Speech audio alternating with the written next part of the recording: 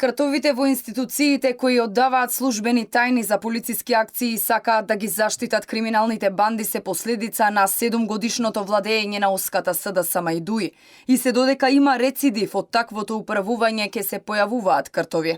Премиерот Христијан Мицкоски најави дека сите кои го прекршиле законот и се доушници на криминалците ќе бидат извадени од дупките и ќе одговараат како глувци.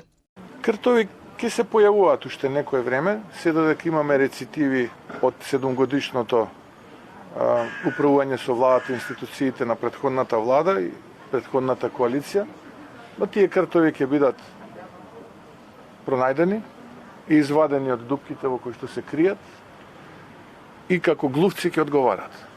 Оваа реакција на премиерот доаѓа откако вчера Министерството за внатрешни работи потврди дека е приведено службено лице поради истекување информации за акцијата против криминалната група Беланоца Барон.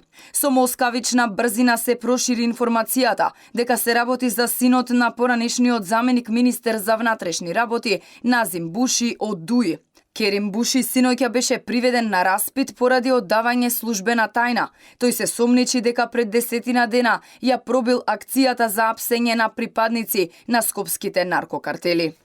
Со цел да се испитаат ваквите индици, на 28.12. едно лице беше спроведено во полициска станица заради постоење на основи на сомневање дека е можен сторител на кривичните дела, оддавање службена тајна и злосторничко здружување. Со него е извршен службен разговор. По разговорот лицето е пуштено на слобода, а по насоки на јавниот обвинител му е одземен мобилниот телефон со цел со понатамошна дигитална обработка на телефонските податоци да се потврдат индициите за евентуално сторено дело.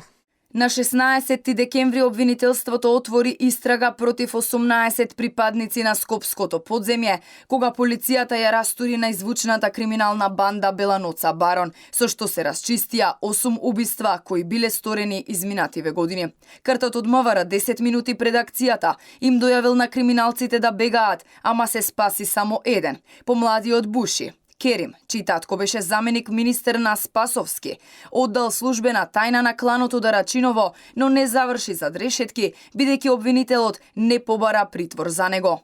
Инаку, само во периодот од февруари до ноември годинава поднесени се 33 кривични пријави против 80 вработени во МВР, најчесто за злоупотреба на службената положба.